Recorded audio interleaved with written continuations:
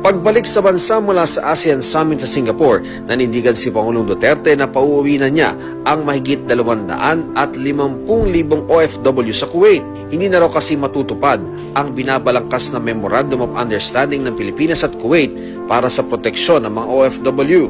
Dahil ito sa gusot na nag-ugat sa pagsagip ng Embahada ng Pilipinas sa ilang OFW na inalmahan ng Kuwait dahil sa labag daw ito sa kanilang batas at sa Vienna Convention. There will be no more recruitment for especially domestic helpers.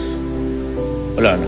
Pinamamadali ni Pangulong Duterte ang repatriation o pagpapauwi sa mga kababayan natin na gustong umuwi sa bansa. Pero sa dami ng mga OFW sa Kuwait, saan kukunin ng pondo para sa repatriation mission? Sabi ng Pangulo, ang mahigit 4.2 bilyong pisong pondo mula sa China ang gagastusin para rito. Aminado ang Pangulo, hindi madali ang paghahanap ng trabaho para sa mga kababayan nating uuwi. Kaya kailangan ng tulong ng TESDA at mga lokal na pamahalaan. Maglilikha rin daw ng trabaho ang Build, Build, Build program.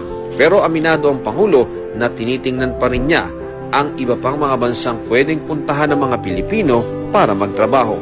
Ito mga aging society, Japan, basta yung wala na masyadong anak, yun ang ano natin.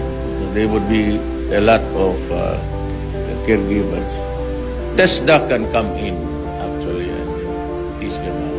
Itinuturing daw na kaibigan ng Pilipinas ang China at para sa kapakanan daw ng mga Pilipino ang hindi niya pagsabak sa giyera kaugnay ng agawan ng teritoryo sa West Philippine Sea. Samantala, naniniwala naman ang Pangulo na maiiwasan ang digmaan sa pagkakaisa ng dalawang Korea. To me, the man of the hour would be Kim Jong-un. And someday we get to meet him, I'd like to congratulate him.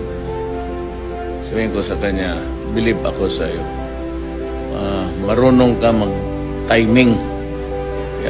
Heroism is sometimes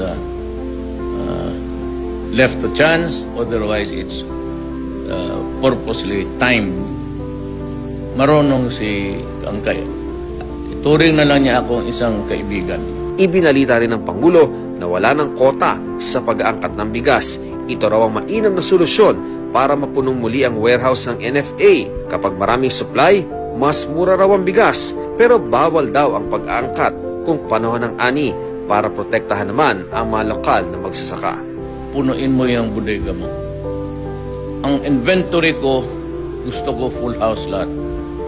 Huwag mo nang bilangin yung sako, basta punuin mo lang ng total in-out yan. First to come in will be out to be used. Sabi ko, mag-import na. Mula rito sa Davao City, Ian Cruz, GMA News.